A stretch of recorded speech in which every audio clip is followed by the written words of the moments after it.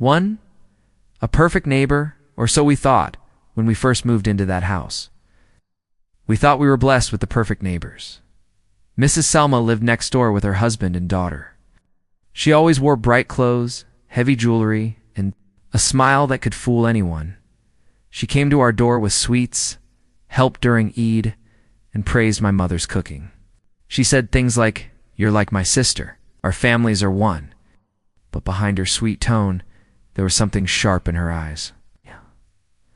A bitterness that my mother noticed but never mentioned. At first we ignored it. After all, what harm? Could a smile do? We were wrong too.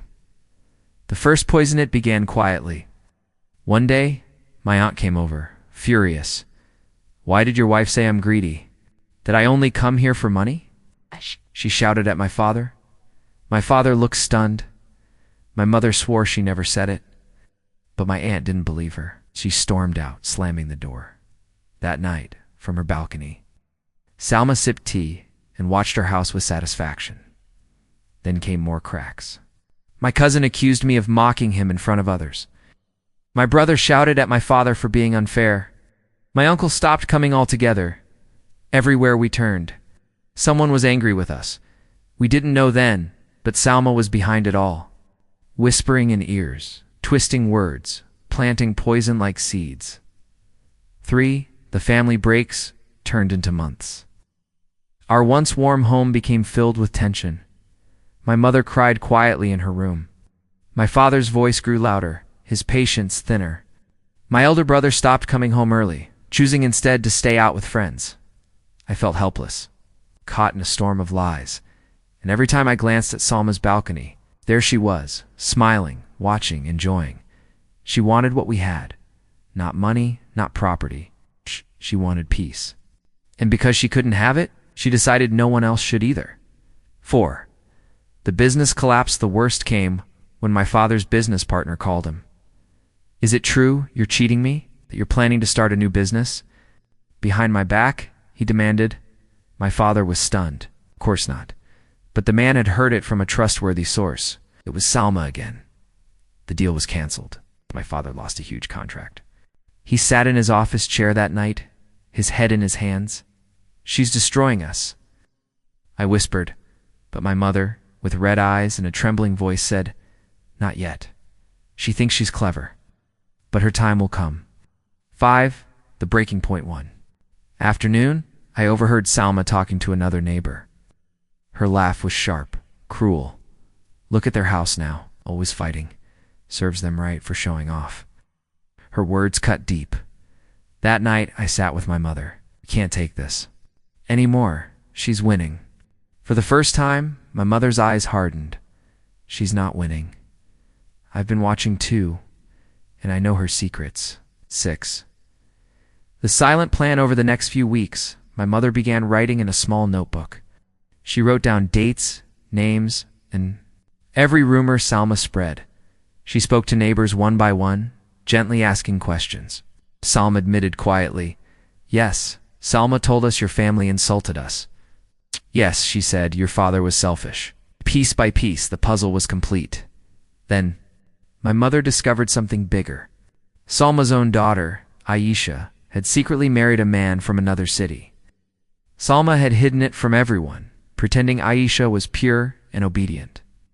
If the truth came out, Salma's fake image of being a perfect mother would collapse.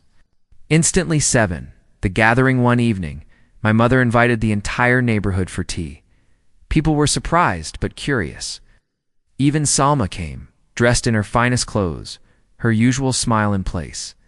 The living room buzzed with chatter until my mother stood up. Her voice was calm but firm. "For months, lies had been spread about my family. Tonight, I want to show you the truth." The room fell silent. Salma's smile twitched. My mother opened the notebook and began reading. "On February 3rd, you said I insulted my sister-in-law. On March 11th, you told my cousin I mock him. April 9th, you told my husband's partner I was dishonest." Gasps filled the room. Eyes turned to Salma. One by one, neighbors nodded, admitting they had heard it from her. Salma's face turned pale, and then my mother revealed Aissa's secret marriage with proof. 8. The collapse of the room erupted in whispers. Some people gasped. Others shook their heads. Salma tried to laugh it off. This is nonsense, lies.